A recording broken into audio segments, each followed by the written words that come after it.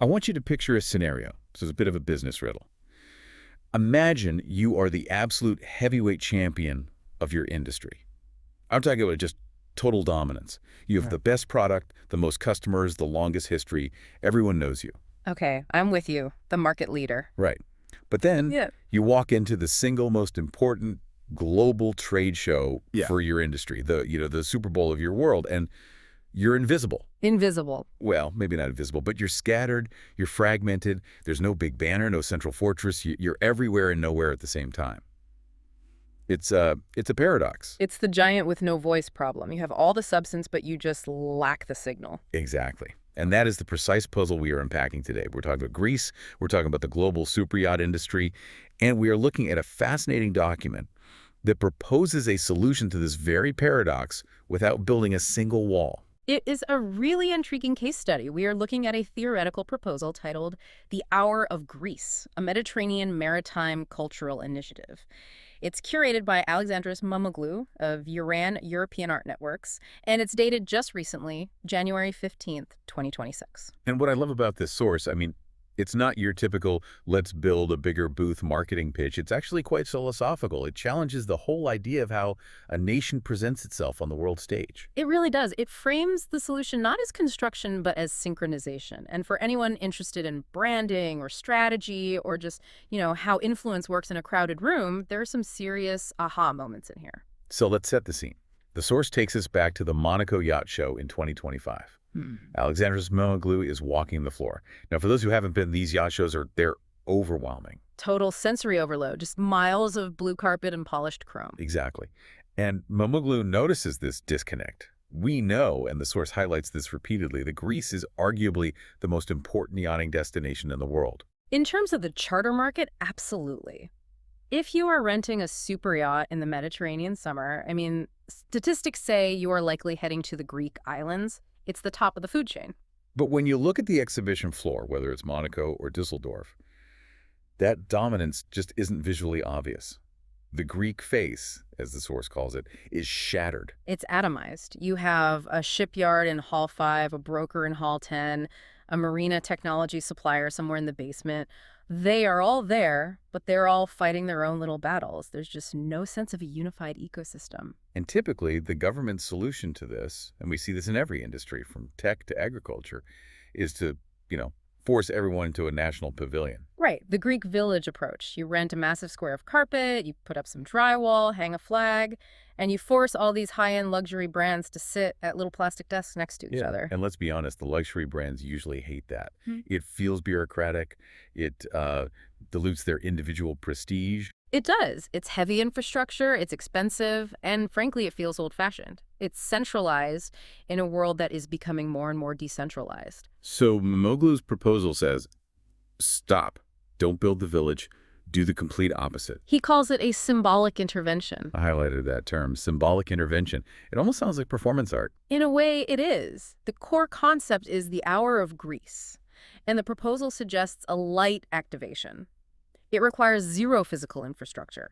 No wood, no nails, no shipping crates, no construction crews. Okay, let's unpack this, because if I'm a marketing director at a shipyard and you tell me our national strategy is no infrastructure, I'm probably going to panic.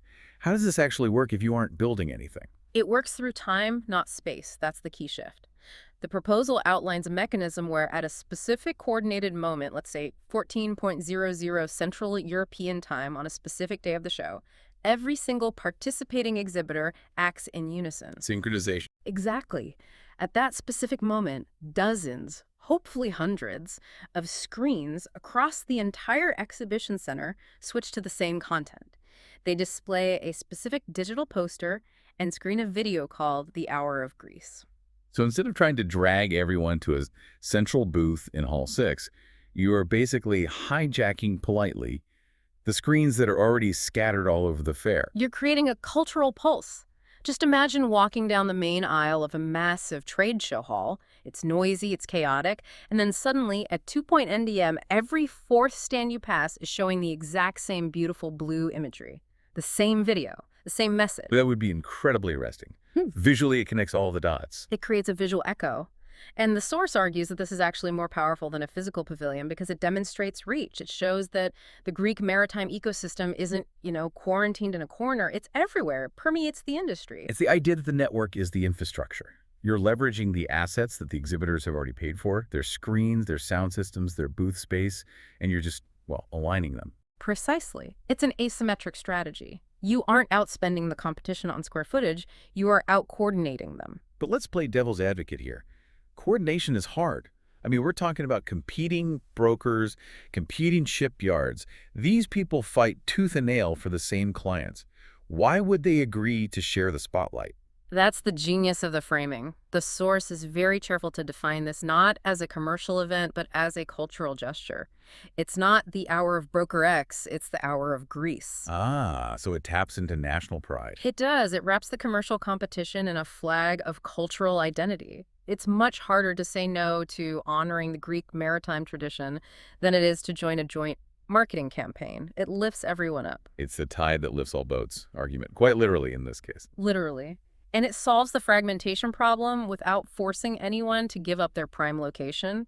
If you're a big broker with a stand in the Superyacht Avenue, you don't want to move to some national pavilion. With this, you stay right where you are. You just join the chorus for 1 hour. Now, let's talk about the arena. The proposal is laser-focused on one specific event for the launch. BOOT Düsseldorf 2026. The big one. For those of us who aren't buying yachts, explain this choice. Because when I think of yachting, I think Monaco, Cannes, Fort Lauderdale. I don't really think of a rainy German city in January. It does seem counterintuitive, doesn't it? Selling Mediterranean sunshine in the middle of a German winter. But BOOT Düsseldorf is, it's a beast. The source breaks down the numbers. We are talking about the largest boat and water sports show in the world. 200,000 visitors, 113 countries represented. So it's a volume play. It is, but it's also a timing play. The source emphasizes that Düsseldorf is the winter decision-making show. This is crucial. If you are a high-net-worth individual looking to charter a boat for July, or if you're an owner looking to refit your yacht for the season, you make those decisions in January. Right. Sign the contract now so the boat is actually ready when the sun comes out. Exactly. So if Greece wants to capture that summer market, they have to win the argument in January. And Düsseldorf is the battlefield. And the proposal mentions that the layout of the show actually helps this pulse idea. It talks about Hall 6 and Hall 7A. The Mediterranean Prestige Axis. That's what the source calls it. It sounds like a very exclusive club. It essentially is. Even though Düsseldorf is a consumer show with everything from diving gear to kayaks, Hall 6 and 7A are where the super yachts live. It's where the major players, the same ones who dominate Monaco, set up shop. So you have a high concentration of the target participants right there. There's also a human element to this strategy that I found really interesting. The proposal explicitly name-checks the director of BOOT Düsseldorf, Mr. Petros Mitsotakis. who happens to be a distinguished Greek professional. Yeah. Now, is this just playing the we know a guy card? I think it's smarter than that. The source notes that Mr. Mitsotakis has already been out there publicly emphasizing Greece's top position in the global charter market. He is already trying to tell this story. So the leadership of the fair is already aligned with the message. Correct. The proposal isn't trying to sell him a new idea. It's offering him a tool to amplify the narrative he already believes in.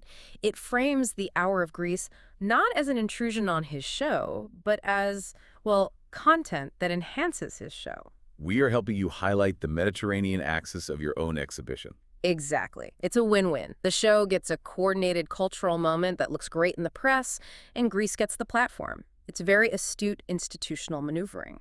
Which brings us to the who. Who actually gets to participate in this? If I'm a German shipyard, but I sell a lot of boats to Athens, am I invited? Or is this, passport holders only? This is where the decentralized aspect becomes really powerful. The source is clear, the target audience is broad. It includes international exhibitors who have Greek clients, Greek partners, or even just a love for the destination. It specifies direct or indirect connection. I really like that. It moves away from made in Greece to connected to Greece. It redefines the territory. The proposal uses the phrase, the Greek waterfront. It's trying to establish that as a conceptual brand that transcends borders. If you are a German designer, but your boats are docked in Mykonos, you are part of the Greek waterfront. And from a visual standpoint, you need that international participation. If only the Greek companies turn on their screens, you might not get that flash mob effect. Exactly. You need critical mass. You need the French broker and the Italian shipyard to join in. By making it inclusive, you turn the international community into ambassadors for the Greek brand. You make them feel like they're part of the club. Okay, let's talk brass tacks. Money. Usually when someone proposes a cultural initiative with high-minded language about unity, the next page is a sponsorship menu that makes your eyes water. The platinum, gold, silver shakedown. Right. But this document takes a very different swing at the business model. It's a volume strategy. The source states clearly, basic participation is free. Free! That is a magic word in B2B marketing. It just removes the friction. Think about it. If you ask a company to pay 5,000 euros to join a Greek hour, the marketing manager of the booth has to email the CFO, fill out a form, justify their ROI. And the answer is probably no. But if it's free? If it's free, they just say yes. They get the digital package, the poster file, the video file sent to them. They load it onto the USB stick for the screen, and they're done. It prioritizes ubiquity over revenue. That makes a lot of sense. You want the signal to be everywhere. But surely there's a cost to running this. Alexandros, Mimoglou, and EURAN aren't doing this just for fun. No, and the proposal does outline a revenue stream. It's a freemium model applied to nation branding. How so? The basic signal showing the video is free, but the source suggests extensions and upsells. For example, if an exhibitor wants to host a curated hospitality moment during that hour, maybe serving a specific Greek wine or having a micro event at their stand, that could be a paid coordination service. Ah, I see. So the noise is free, but the nuance costs money. That's a great way to put it. There are also sponsorship opportunities mentioned. Companies can pay to have their logo in the credits of the video or the press release, but the barrier to entry remains zero. I want to touch on that press release part. The proposal creates a specific timeline, before, during, and after. And it puts a lot of weight on the after. The institutional memory. Right. It talks about a post-event press release that lists all the participants. Why is that document so important? Sounds like just paperwork. It's the ledger of the ecosystem.